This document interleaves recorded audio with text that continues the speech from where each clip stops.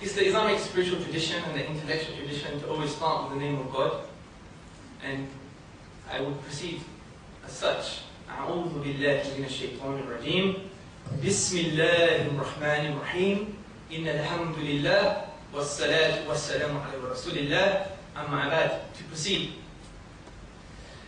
Today's debate has been an emotional debate for centuries. It has. And as Muslims, and as non-Muslims, we need to understand this. Why do I say that?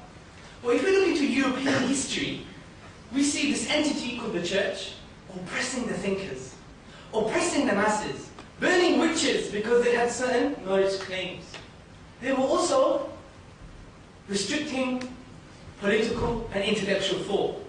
So as a result, we have European tendencies to be very emotional about the subject of God.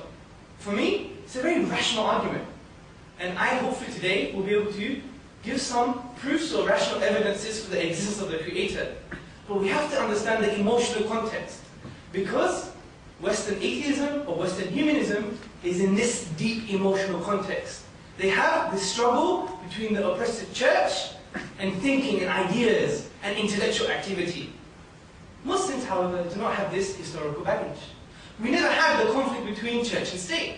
We never had the conflict between the sultan and the caliph and the people who were thinkers. We have a symbiotic relationship, which basically means the rulers affected the people positively, and the people affected the state and the political structures positively also.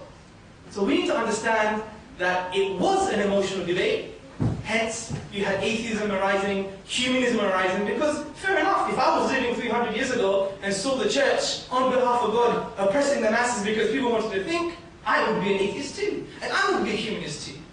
However, hopefully, today, we could change that current discourse and make it to a positive one, but one devoid of emotions.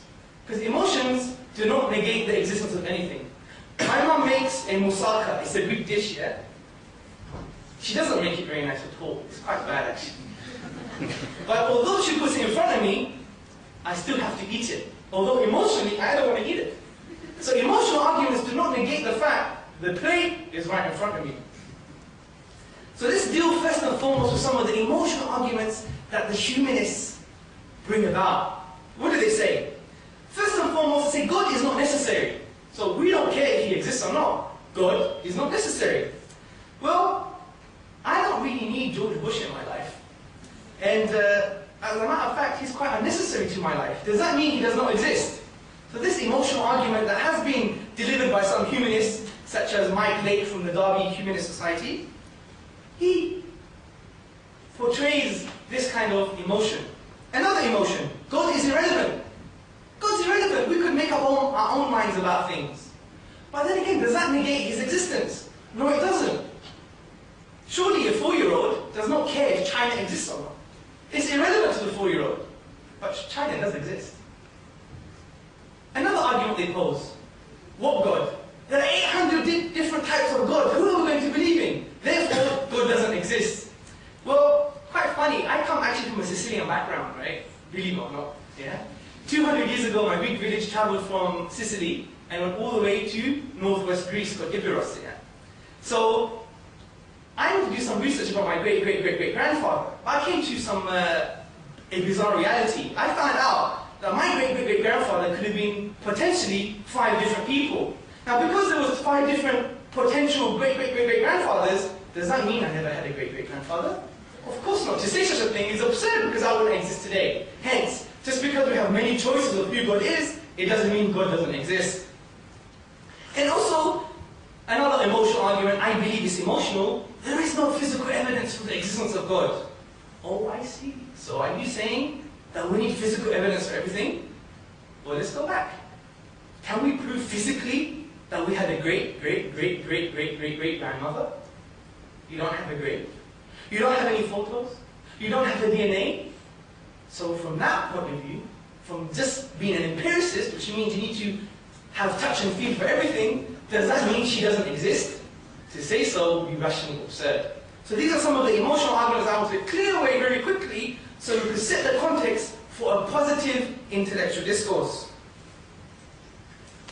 So we have all asked, what is life about? Everyone does it. I don't know who has children here. MashaAllah. And your child always asks sometimes, what we're doing here, and then you give them a good answer and they say, why? And you give them another good answer and they say, why? And there's an infinitum of whys. So we always have these questions from young age to an old age. So where did this universe come from? And why does everything exist instead of nothing?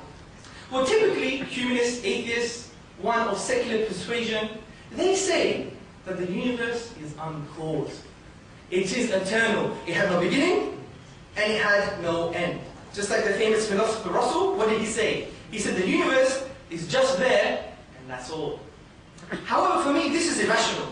Because if the universe never had a beginning, that would mean that there is an infinite history of past events. I repeat, if the universe never had a beginning, or is eternal, uncaused, then our history is eternal. There is an infinite set of historical events.